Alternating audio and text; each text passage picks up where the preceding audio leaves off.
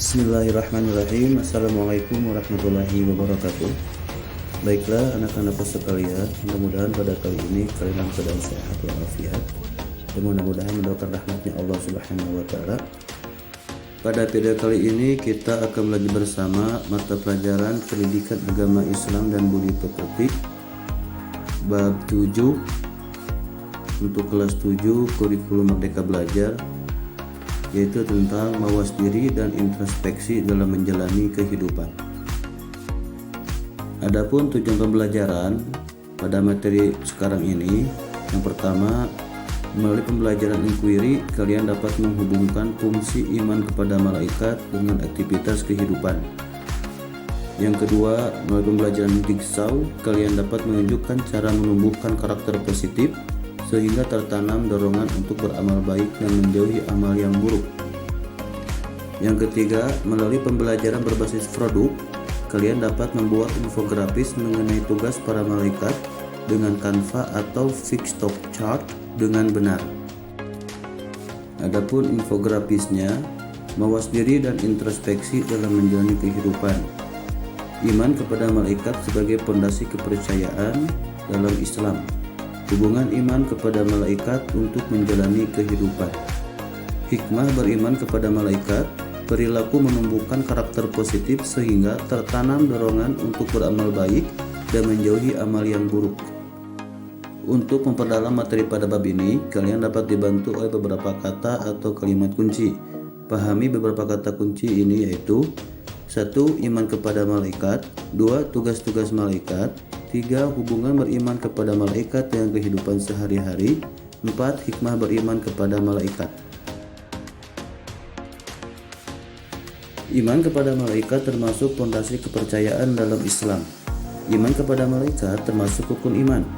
Malaikat adalah makhluk Allah Subhanahu wa taala yang diciptakan dari nur ilahi atau cahaya Allah Subhanahu wa taala. Mereka bertugas untuk mengurusi berbagai urusan yang diperintah olehnya. Iman kepada malaikat berarti mengakui keberadaan mereka yang selalu taat kepada Allah Subhanahu wa taala. Malaikat diciptakan untuk mengabdi kepadanya. Mereka tidak pernah membangkang dan tidak pula merasa letih. Allah Subhanahu wa taala mengisyaratkannya dalam Quran surah Al-Anbiya surah ke-21 ayat 19, yaitu A'udzu billahi minasyaitonir rajim. Bismillahirrahmanirrahim. Walahu man fis samawati wal ard. Wa man 'indahu la yastakbiruna 'an 'ibadatihi wa la yastahsirun. Artinya, hanya miliknya siapa yang di langit dan di bumi. Malaikat-malaikat yang di sisinya tidak mempunyai rasa angkuh untuk menyembahnya dan tidak pula merasa letih. Surah Al-Anbiya surah ke-21 ayat 19. Sifat dan perilaku malaikat antara lain adalah: 1. Selalu taat kepada Allah Subhanahu wa taala dan tidak pernah maksiat kepadanya. 2. Sesuai kehendak Allah Subhanahu wa taala, malaikat dapat berubah wujud. Jibril pernah mendatangi Nabi Muhammad SAW dengan menyamar seperti sahabat dengan nama Dihyah Al-Kalbi, juga seperti sahabat dari Arab Baduy. 3. Tidak makan dan minum. 4. Tidak berjenis kelamin. 5. Tidak pernah berhenti dan letih beribadah kepada Allah Subhanahu wa taala. 6. Senang terhadap majelis zikir. 7. Mendoakan hamba yang menunggu sholat berjamaah.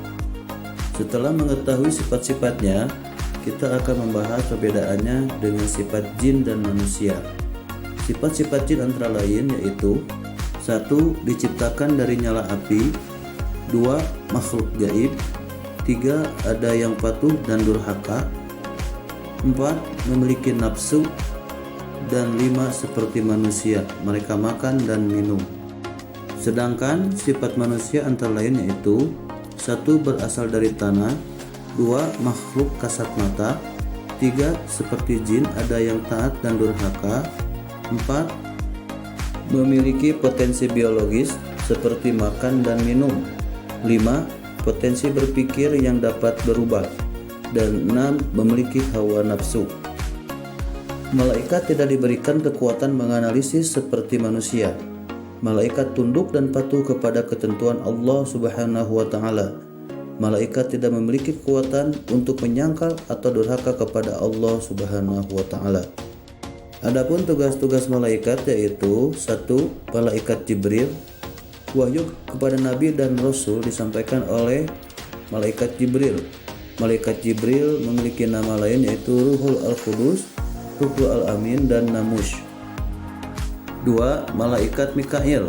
Malaikat Mikail memiliki tugas sebagai pengatur kesejahteraan makhluk seperti menurunkan hujan, mengatur awan dan angin, dan membagi bagian rezeki ditugaskan pada Malaikat Mikail. 3. Malaikat Israfil. Malaikat Israfil memiliki tugas meniup trompet atau sangkakala pada hari kiamat dan saat hari kebangkitan di padang mahsyar. 4. Malaikat Izrail. Izrail memiliki tugas mencabut nyawa seluruh makhluk hidup baik manusia, jin, iblis, setan maupun malaikat apabila telah tiba waktunya. 5. Malaikat Mungkar. Malaikat Mungkar memiliki tugas bertanya kepada orang yang berada dalam kubur. 6. Malaikat Nakir. Malaikat Nakir sama seperti malaikat Mungkar bertugas bertanya kepada orang yang berada dalam kubur. 7. Malaikat Raqib. Semua pekerjaan yang baik pada setiap manusia sejak akil balik sampai akhir hayat dicatat oleh malaikat Raqib. 8. Malaikat Atid. Semua pekerjaan buruk setiap manusia sejak akil balik sampai akhir hayat dicatat oleh malaikat Atid. 9. Malaikat Ridwan. Malaikat Ridwan memiliki tugas menjaga dan mengatur kesejahteraan penghuni surga. 10. Malaikat Malik. Malaikat Malik disebut juga malaikat Zabaniyah yang bertugas menjaga dan mengatur siksa atau azab bagi para penghuni neraka. Hubungan iman kepada malaikat dengan aktivitas kehidupan. Ketika kalian berada di tempat tersembunyi sendirian, apakah benar-benar kalian sendirian? Apakah benar-benar tidak ada yang melihat dan mengawasi kalian? Oh, tidak. Iman kepada Allah Subhanahu wa taala dan malaikatnya memastikan kita tidak pernah sendirian. Kita selalu bersamanya dan 2 malaikat yang ditugaskan mengawal dan mengawasi kita. Siapa mereka? Tentu kalian sudah tahu, yaitu malaikat Raqib dan malaikat Atid. Dalam penguasaan 2 malaikat ini, seluruh gerak-gerik kita terawasi dan tercatat sangat rapi dalam buku amal perbuatan kita. Oleh karena itu, kita harus sangat hati-hati dalam hidup ini. Iman kepada malaikat itu bukan sekedar percaya pada malaikat atau hanya meyakini bahwa mereka memiliki tugas-tugas tertentu.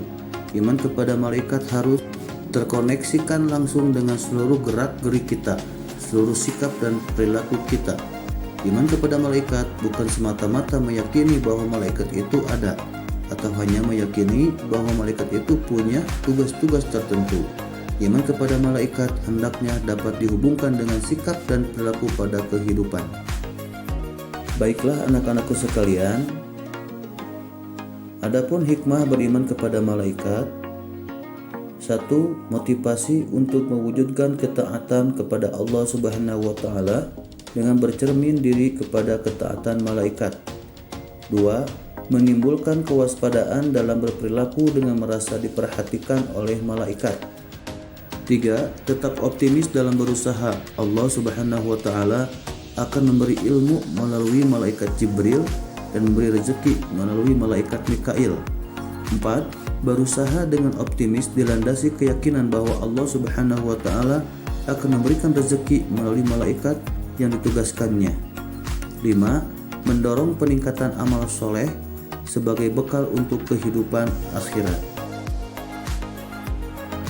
Adapun perilaku menumbuhkan karakter positif sehingga tertanam dorongan untuk beramal baik dan menjauhi amal yang buruk.